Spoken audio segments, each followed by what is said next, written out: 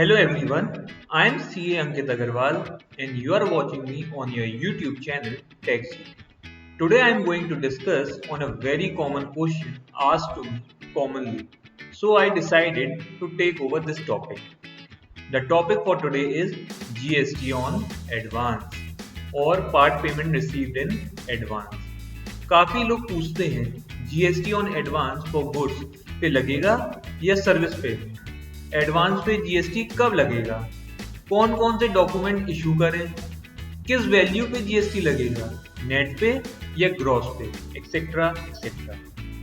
To clear all your doubts मेरा video end तक देखें और हाँ, सब्सक्राइब और बेल आइकन दबाना ना भूलें।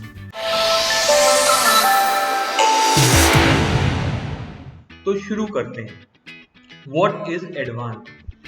Advance is nothing but a consideration received before supply, यानी आपको कोई पार्ट पेमेंट मिल गया है इन एडवांस सप्लाई करने से पहले, तो उसको हम एडवांस की कैटेगरी में डालते हैं।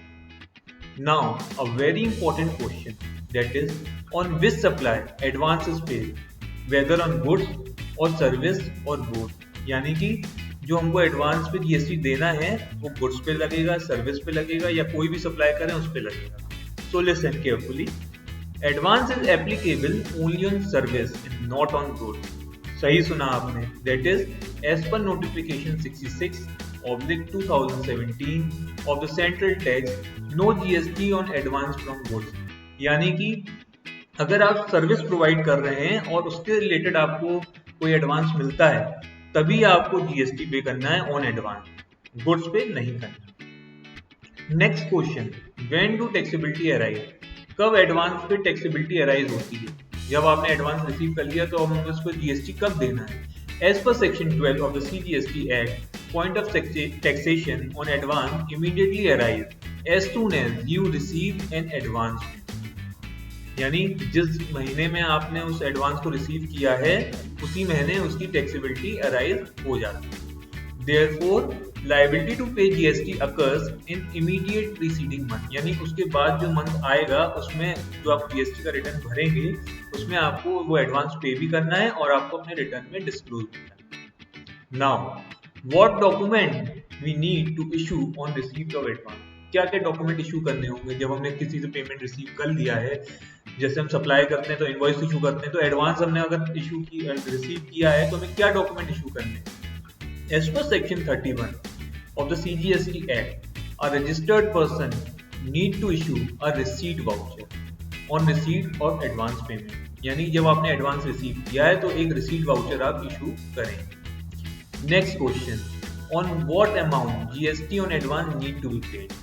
वेरी कंफ्यूजिंग क्वेश्चन, लोगों को बहुत क्वेरी आती है इसमें। The advance received should be grossed up.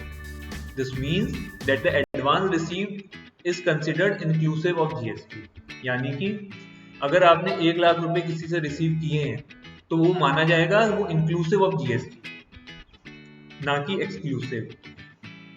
One more thing, no ITC can be claim from GST paid on advance until final billing is done, यानी कि अगर आपने कोई एडवांस पे जीएसटी पे किया है तो उसका आप आईटीसी जब तक क्लेम नहीं कर सकते जब तक उससे रिलेटेड सर्विस आपने प्रोवाइड ना कर दी हो, उसकी बिलिंग ना कर दी। If rate of GST not known then GST rate of 18% is applicable, यानी कि अगर आपको जो सर्विस प्रोवाइड करने वाले हैं उसका आपको रेट ऑफ जीएसटी नहीं पता है तो 18% जीएसटी ऑन एडवांस पे कर देंगे।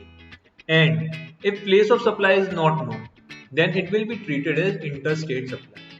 क्या मतलब, जब आपने एडवांस रिसीव किया आपको ये नहीं पता कि आपकी सप्लाई किस किस जगह होगी, तो आप उसको इंटरस्टेट सप्लाई मान के आईजीएसटी में अपना एडवांस पे कर। Whether it is reported in GST return, क्या हमें जीएसटी रिटर्न में उसको रिपोर्ट करना है? Any advance receive by tax payer for which invoice is not issued should be mentioned in point 11A of GSTR, यानी हमें GSTR 1 में 11A point में उसको डिस्क्लोज करना है।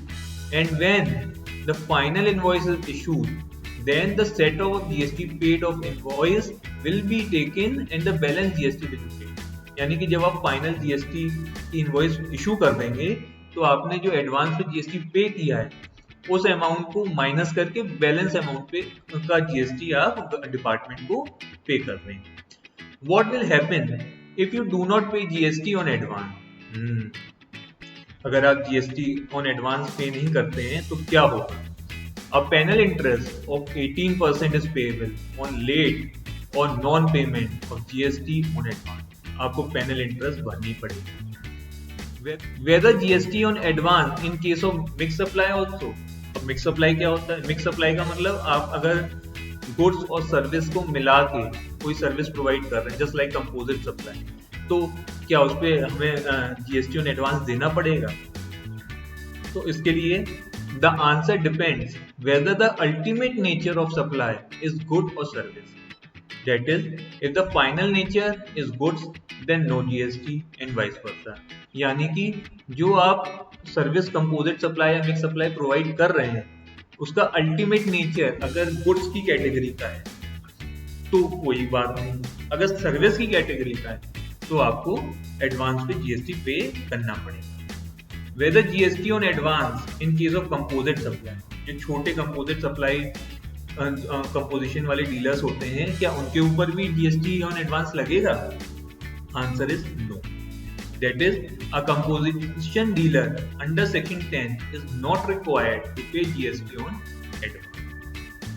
I have tried to take all the queries which can come in anyone's mind. मैं उम्मीद करता हूँ आपको मेरा ये वीडियो पसंद आया होगा। मैंने आपके सभी प्रश्नों के उत्तर दे दिए होंगे। आपको मेरा वीडियो कैसा लगा या आपकी कोई क्वेरी हो तो कमेंट करके मुझे जरूर बताएं, और हाँ, सब्सक्राइब और बेल आइकन दबाना ना भूलें। Thank you and stay connected.